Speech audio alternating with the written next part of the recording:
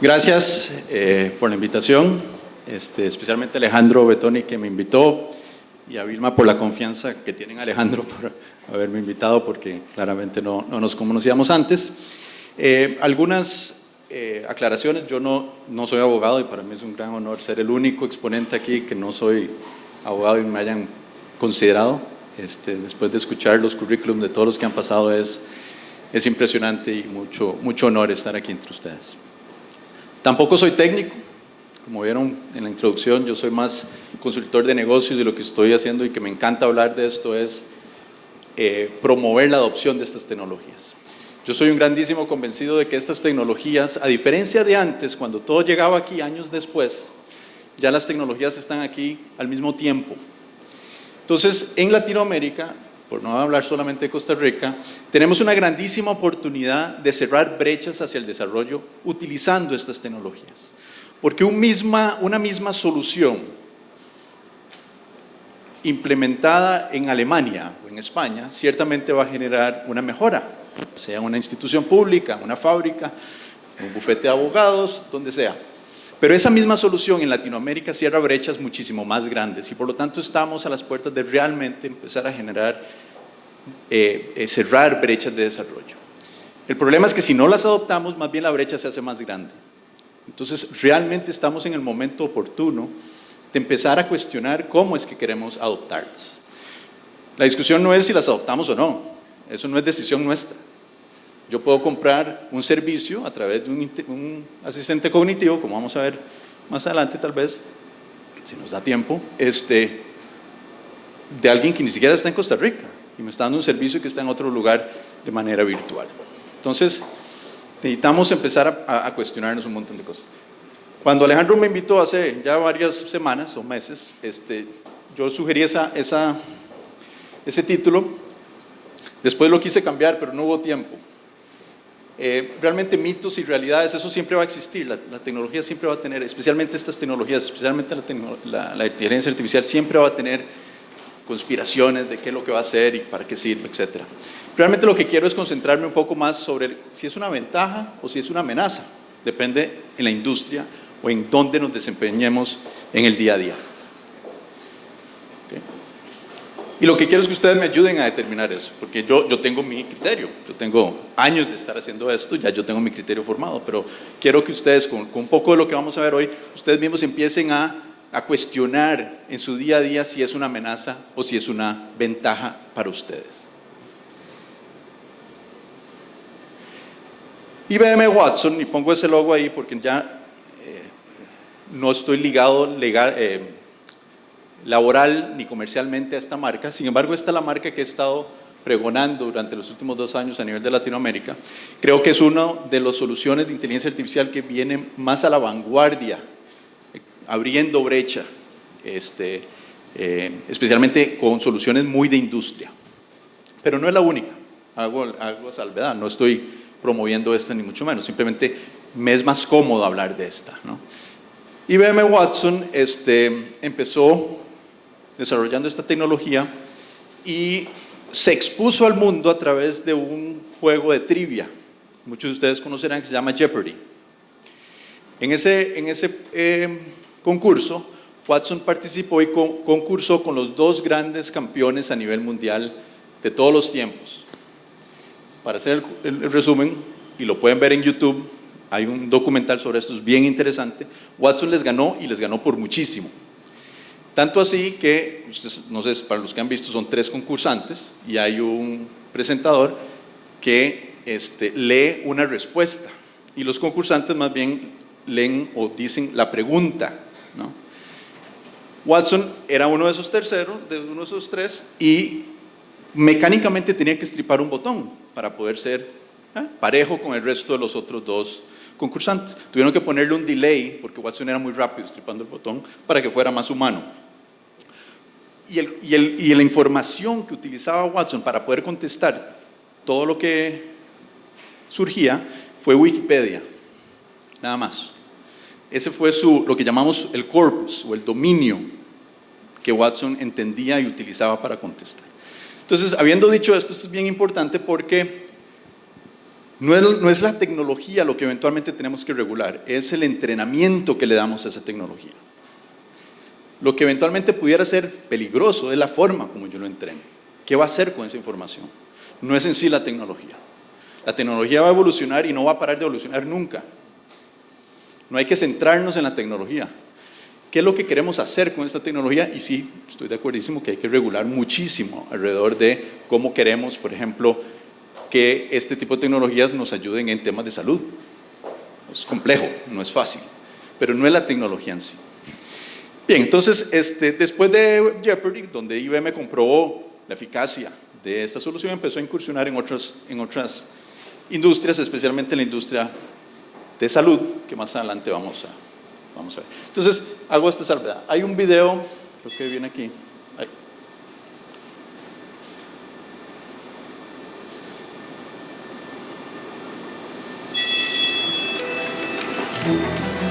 I am a technological breakthrough. This morning, I read over 4,000 articles on leukemia in less than a second. たった数週間で新しい言葉も話せるように。 Thousands of new laws were published yesterday, and I'm up to speed on all of them. I know every detail of every public quarterly report in the last 20 years. I can spot diseases before a patient displays a single symptom. I can understand euphemisms, idiosyncrasies, and complex metaphors. I can tell what's going to sell out before it ever trends online. I can forecast the weather in over 2.2 billion locations at the same time! I can grow with you. I can coach you. Enrich you. Enlighten you. And I'm just getting warmed up. Hello, my name is Watson. Together, we can outthink the limits of what's possible. Bien, muy rápidamente, yo hubiera querido entrar aquí en una discusión, pero no tenemos tiempo. Lo que hubiera querido es que me dijeran más o menos qué de esto les asusta o qué les motiva en su día a día. Ahí, por ejemplo, vieron un ejemplo de un abogado que decía, bueno, no es el abogado el que lo decía, pero que Watson había leído y entendido 2000 no sé cuántas leyes y que ya las conocía. Bueno, eso es la realidad. Si yo lo entreno para eso y le ingesto la información día a día, esa información un asistente cognitivo la va a entender y la va a retener y nunca la va a olvidar y siempre la va a tomar en cuenta a la hora de emitir un criterio, por ejemplo. Bueno, eso puede asustar a algunos, los que tal vez se distinguen por retener muchísima información. Bueno, ya eso va a ser un commodity, ya eso no es lo que individualmente como profesionales me va a llevar más allá. Tengo que empezar a pensar dónde es que yo puedo generar la diferencia. ¿Por qué? Porque Watson, vamos a hablar de algunas características. Por ejemplo, la inteligencia artificial realmente tiene estas características. Tiene reconocimiento de voz, o sea que me escucha y entiende lo que yo estoy diciendo en lenguaje natural. Yo lo tengo que entrenar para eso en los diferentes idiomas. Parte de la labor donde yo trabajaba antes fue dotar a Watson de español, pero de español tico, del chileno, el mexicano, que son diferentes. Tiene que entender si yo le digo mae, o si le digo pana, o si le digo o lo que sea, cualquier país. Hay que entrenarlo para eso, pero lo entiende. Eso es una de las características o de las tecnologías alrededor de la inteligencia artificial. Otro es un procesamiento de lenguaje natural, donde puede leer también texto. O cuando yo le escribo, le hablo, lo puede pasar a texto. Tecnología semántica, que entiende, ¿verdad? Cuando yo le digo algo que, por ejemplo, Siri no me va a entender. ¿Cuál es el intent, ¿verdad? ¿Cuál es la motivación de lo que yo estoy queriendo decir? Biometría, esa información la puede entender, ¿verdad? Si yo lo entreno para ello. Machine learning, que aprende constantemente con la información que ya tiene y con el día a día cada vez es mejor y por lo tanto va aprendiendo él solito. Y por último, lo que se llama inteligencia de enjambre, que es cuando yo interactúo con un asistente cognitivo y puedo tener una conversación que no es un script, que no es un guión, sino que se puede salir, puede entender, me puede preguntar más información para poder eventualmente contestarme. Entonces, estas son ciertas características técnicas de la inteligencia artificial, pero nada de eso funciona si no tenemos data. O sea, el combustible para la inteligencia artificial, no sabía que tenía esto, pero es la información, son los datos. Y ahí es donde el hardware también, que ha venido evolucionando, y es lo que hace que ahorita la inteligencia artificial tenga sentido, porque la inteligencia artificial tiene años, décadas de existir, pero no era feasible,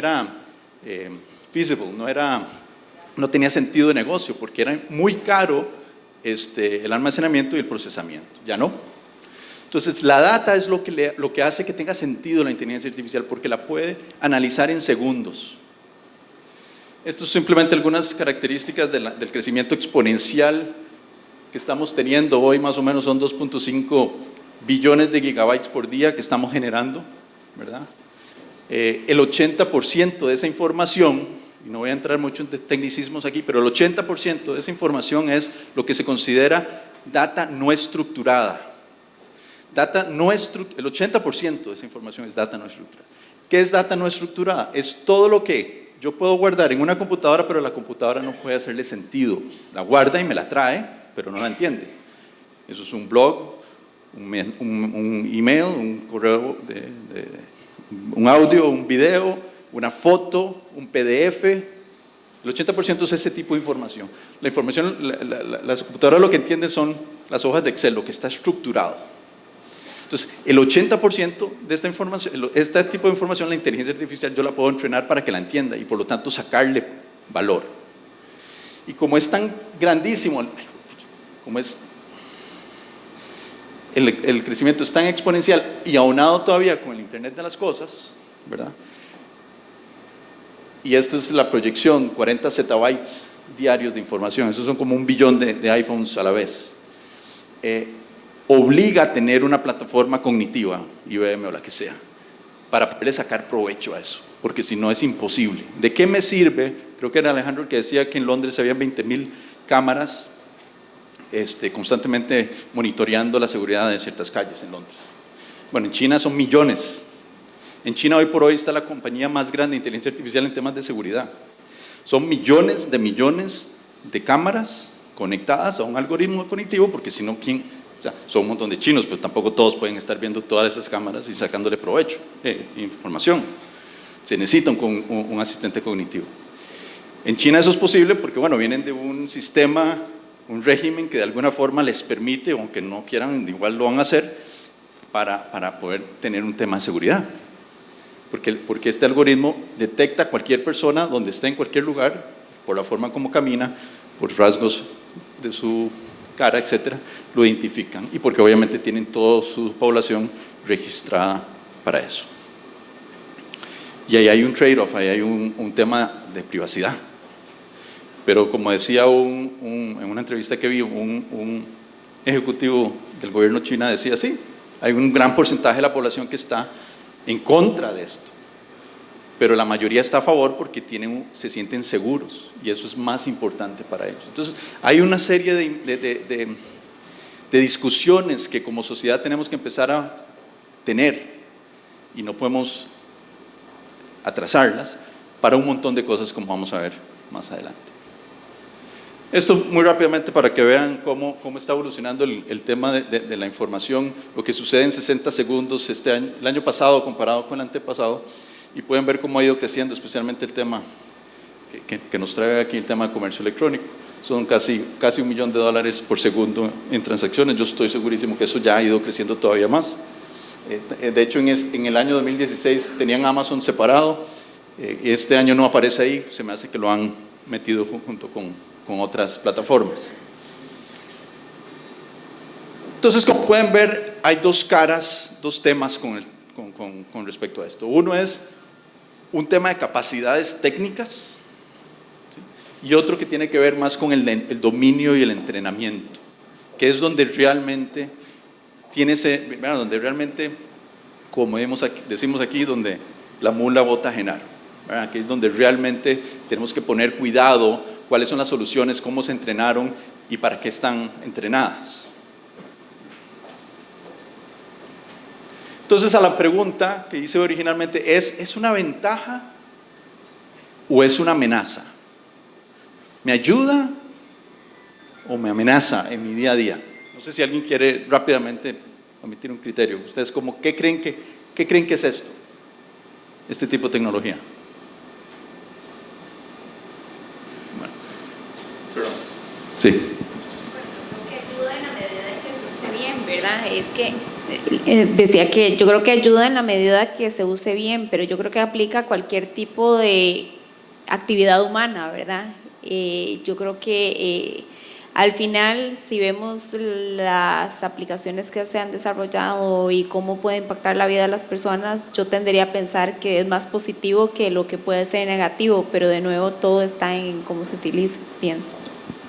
Claro, y de nuevo, por eso es que tiene que haber ciertos controles en todo lo que tiene que ver alrededor del desarrollo de inteligencia artificial, porque no queremos también que este tipo de tecnologías se utilicen para el mal, porque ciertamente se puede usar. O sea, imagínense en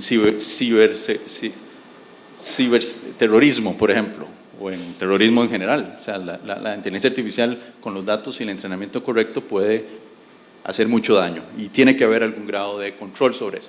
Pero para ir contestando, son ambas. Es una amenaza y es una ventaja. Es decisión de nosotros qué es lo que queremos que sea, ¿no? Y eso va a suceder ya sea por acción o por omisión. Por eso es que digo yo que tiene que haber una política a nivel estatal y obviamente a nivel empresa sobre cómo es que queremos que este tipo de tecnologías nos afecte para bien, y si no hacemos nada nos va eventualmente a explotar en la cara. Les voy a dar un ejemplo. Aquí creo que hay otro video y viene mucho el caso del día a día de ustedes en una firma de abogados. Creo que aquí hay un video, ¿verdad? Bueno. Todd's an exceptional lawyer with tons of clients. Todd doesn't understand artificial intelligence and probably thinks machines could take over the world. But in an ever-changing legal market, he knows that he's got to remain competitive. But Todd's stuck in the mundane and repetitive task of legal research that's weighing him down with unbillable hours and hardly any time to focus his time on what's most important, his clients. So Todd turned a new leaf and put his trust in artificial intelligence with Ross, his own personal artificially intelligent researcher. Ross has access to a vast legal database that effortlessly reads through and finds numerous answers for any legal question. You can ask Ross questions in natural language, the same way you would any other lawyer. Ross runs in the cloud, can be set up in seconds, and literally takes just minutes to master. All you need is an internet connection. No more wasted time on training sessions and lessons. Ross gives Todd more time to focus on his clients, which has definitely changed Todd's opinion about artificial intelligence. So join Todd and hire Ross today. Purchase a subscription at rossintelligence.com. Let Ross help you accomplish more than you ever thought humanly possible. Bueno, esto es un ejemplo, y esto fue hecho por una firma de abogados en Nueva York. Ellos entrenaron un asistente cognitivo con toda la información bueno, en Estados Unidos hay un sistema legal un poco diferente que aquí, es mucho más basado en precedencia, y ustedes me corrigen, yo no soy abogado, acuérdense, entonces puede ser que esté diciendo algo, pues yo no tenía tomates aquí, cosas, pero bueno, o sea, hay todo ese tema que los paralegals le dedican muchísimo tiempo para buscar una precedencia que les ayude al caso, eso lo hace Ross en segundos, porque ya tiene toda esa información. Entonces este bufete de abogados, ¿qué es lo que hizo? Se antepuso, vio lo que iba a pasar. Ciertamente hubo desplazamiento de ciertos niveles de profesionales abogados, pero generó para sí una ventaja competitiva, y eso es lo que están vendiendo ellos ahora. No era solo para el uso de la firma de abogados de ellos, era para todos. Todos se podían beneficiar. Ellos tuvieron la ventaja de buscar cuál era esa ventaja, esa información crítica que podían generar a través de un asistente cognitivo y monetizarla. La información ni siquiera era de ellos, es información pública, legal de Estados Unidos. Pero ellos tomaron la ventaja. Una vez que ellos hicieron eso, probablemente para otro hacer lo mismo ya no tenía mayor sentido. Tuvieron el first in advantage. Pero lo cierto es que hay otras industrias que se ven beneficiadas con esto. Por ejemplo, la inteligencia artificial ya, como dije, está ayudando a diagnosticar cáncer. La solución de IBM, Watson for Oncology se llama, tiene ingestada toda la información de dos grandes instituciones médicas en Estados Unidos, el Memorial Sloan Kettering y otro, ahorita se me olvidó. Lo entrenaron para entender toda esta información, cómo es que evolucionó, qué tipo de paciente era, si era hombre o mujer, qué edad, qué otras condiciones médicas tenía, qué tratamiento se le dio, qué funcionó, qué no funcionó. Todos los papers de research a nivel mundial de oncología son 30,000 al año. Un oncólogo tendría que dedicarle, creo que son 26 horas diarias para poderlos leer todos. O sea, es imposible, entonces no los lee todos, lee algunos. Watson los tiene todos, los entiende y nunca los olvida, y en cualquier diagnóstico los toma en cuenta para emitir un criterio. Eso es democratización de información, de salud. Porque esa misma solución, Dios no quiera a nadie aquí tenga cáncer. Y si tengo los medios, voy a viajar a Houston o a Nueva York para que me diagnostiquen.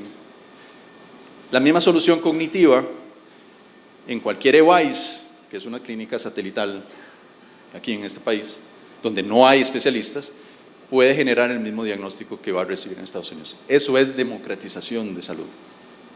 Eso no tiene precio. Eso es cerrar una brecha gigante. Hay protocolos, no es la misma forma como yo trato un mismo cáncer en Brasil versus en Alemania. Hay que entrenar en un protocolo diferente, estoy claro. Hay legalidades diferentes, etc. ¿Cuál es? Porque, a ver, Watson no está... Este asistente cognitivo no es el que diagnostica. Ayuda a un oncólogo a tomar una decisión con más información. Es muchísimo más objetiva, ¿no?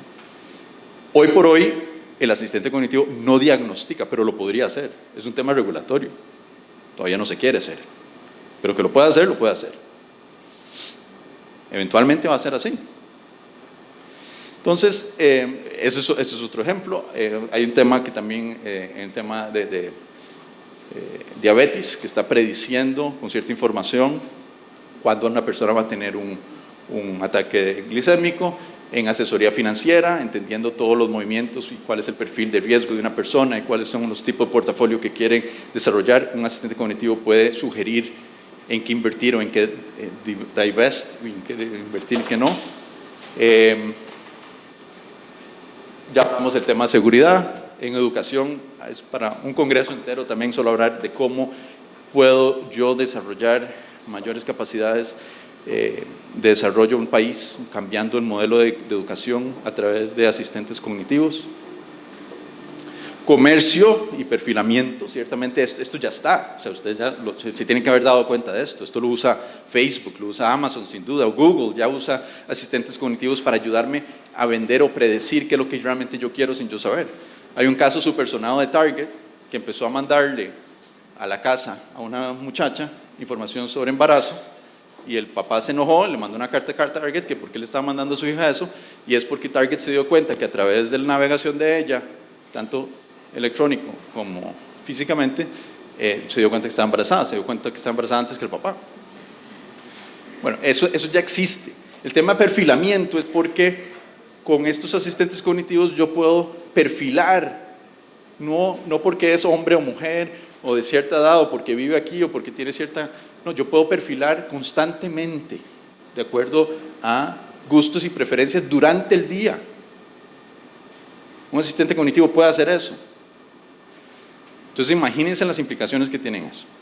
Y por último, que aquí quisiera dedicarle algunos minutos, el tema de movilidad, que yo sé que todos en nuestros países de una u otra forma sufrimos, algunos sufrimos más que otros.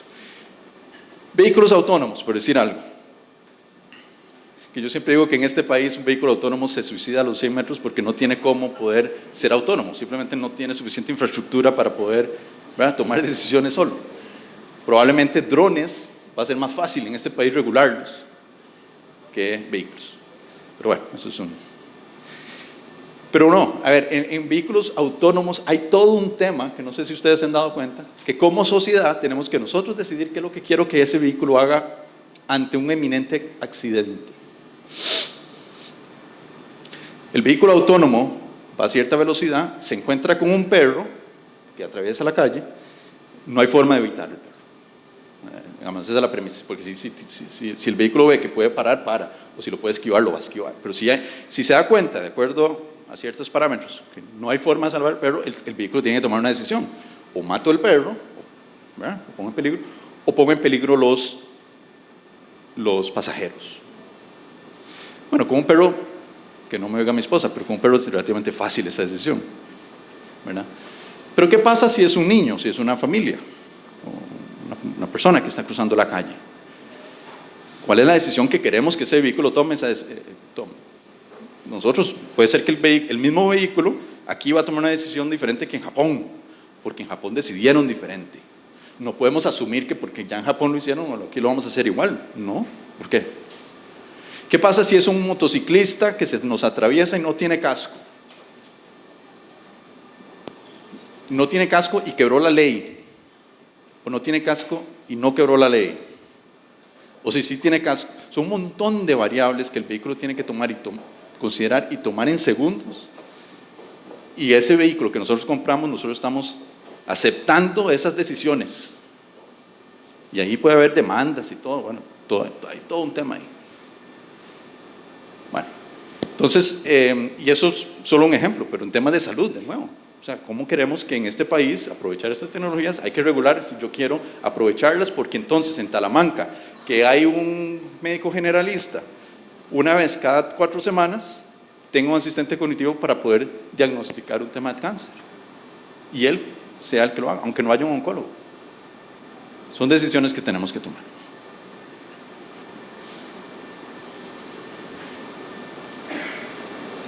Bueno, ¿qué significa para la industria legal? Yo creo que ya vieron ese video, yo creo que tiene un impacto importante. De hecho, cuando Alejandro me invitó, yo dije, híjole, como que me sentía como que estaba en la boca del lobo, porque una de las estadísticas más fuertes de impacto y de desplazamiento laboral es en la industria legal. Las personas, los jóvenes que están hoy pensando estudiar leyes van a tener muchísimo más problemas en encontrar trabajo que los que ya están aquí. Entonces tenemos que reinventar la forma como... Entonces ciertamente va a haber una pérdida de empleo en ciertos niveles, eso es importante reconocer, pero van a tener muchísimo trabajo en el tema de regulaciones. Yo creo que ustedes es importantísimo que entiendan esto para que promuevan estas discusiones y que se muevan rápido, que se generen las discusiones. Esto que dije, como sociedad tenemos que tomar decisiones. Ojalá aquí haya de veras movilidad más eficiente de la que tenemos hoy. Es un tema regulatorio. En Estados Unidos todavía hay un tema regulatorio. Ustedes ven los vehículos Uber o los de Google, vean los vehículos autónomos, ¿por qué tienen retrovisores? Porque un vehículo autónomo necesita retrovisores. Bueno, porque la regulación todavía no está lista ni siquiera ahí. Entonces el vehículo todavía dice que tiene que tener vehículos autónomos para que le retrovisores para que le den el permiso de circulación. Bueno, eso hay que irlo cambiando. Otro es los bufetes que están en este país o en cualquier país. Es importantísimo que vayan entendiendo cuál es ese conocimiento que los diferencia de otros. Algunos son más fuertes, más especializados en un tema. Bueno, estas tecnologías, ese bufete de abogados puede desarrollar un asistente cognitivo para generar una ventaja competitiva en el mercado. No solo para ellos, sino como en este caso, y pueden vender esa información. Porque la información, o sea, yo tengo que ingestarla, pero tengo que mantenerla. No es como que ya, y ahora el asistente cognitivo hace todo solo, no. Yo tengo que estarlo, es un trabajo, ¿verdad? Tengo que estarlo actualizando y reentrenando. Y después, ¿cuál es la data que puedo monetizar? También como el ejemplo la data no era de esta firma de abogados, era pública.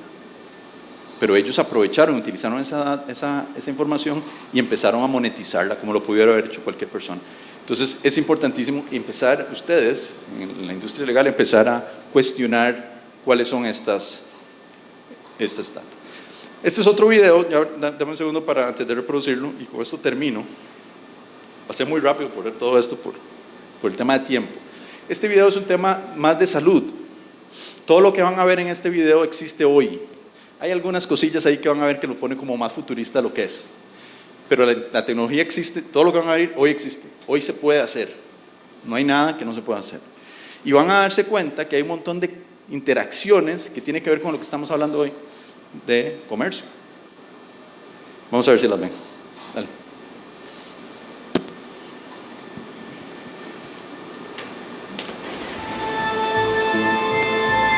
Jonathan is an asthma patient.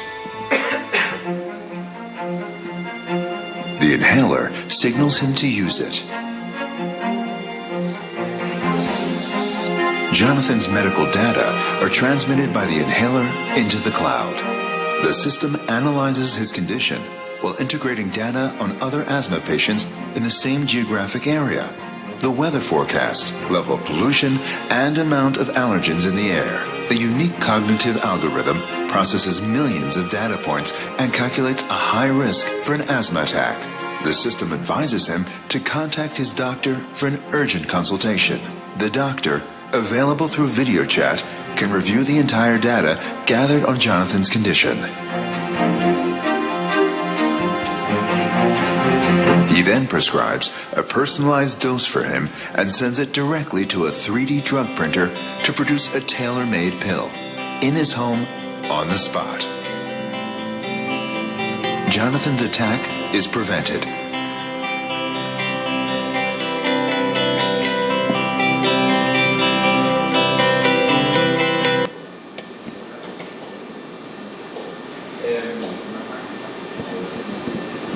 No sé si se dieron cuenta. A ver, primero el inhalador lo despertó. Okay, entonces ahí hay datos. ¿Qué datos utilizó ese inhalador? De que recibió una alerta de que en la zona había alergénicos que le iban a afectar. Y se dio cuenta de eso por sensores de clima y por el reporte de otros pacientes que están teniendo ataques.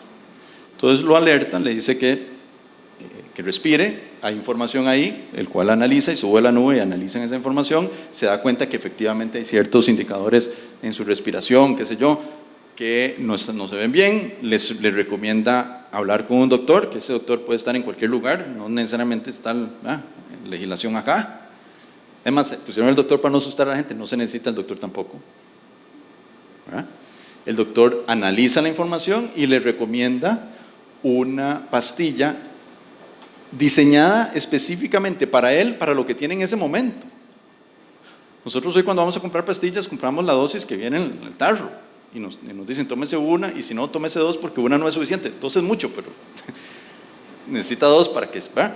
Este no, este se lo hizo exactamente para él. Ahora, una impresora 3D puede hacer eso. Ahí lo pusieron como con lucecillas, ¿verdad? Bueno, no son lucecitas, pero sí puedo imprimir una pastilla. Clarísimamente hay todo un tema regulatorio ahí, porque entonces el componente químico de esa impresora tiene que ser regulado, porque yo no puedo estar imprimiendo pastillas así nomás. Tampoco voy a poder imprimir pastillas de otra cosa, solamente tiene que ser para un paciente crónico, que tiene sentido tener una impresora 3D para un tema que le va a ser recurrente y por lo tanto tengo ciertos componentes químicos en esa impresora para que me impriman pastillas. Pero hacia eso vamos. Y ahí, como ustedes vieron, hay un montón de interacciones comerciales con terceros y el propio paciente, etc. Imagínense eso para finanzas, es igual. ¿Cuál es la salud financiera de una persona en un momento? ¿Dónde vive? Una empresa cerró, otras personas están quedando sin empleo, esta persona también está en riesgo. ¿Cómo puedo ver toda esa información para anteponerme ante una crisis financiera de una persona y ayudarlo antes de tiempo? En fin, las posibilidades son infinitas.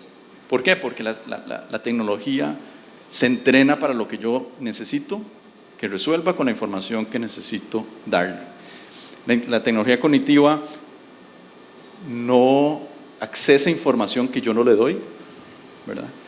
Eso es bien importante, ni sabe lo que yo no lo entreno. O sea, no es un Terminator como mucha gente cree, como que yo lo pongo ahí y ahora se va solito y hace un montón de cosas. No, eso todavía no estamos ahí. Por eso es que hay todo un tema de regulación de que la inteligencia artificial en sí entrene a otras inteligencias artificiales. Estoy de acuerdísimo que eso hay que regularlo.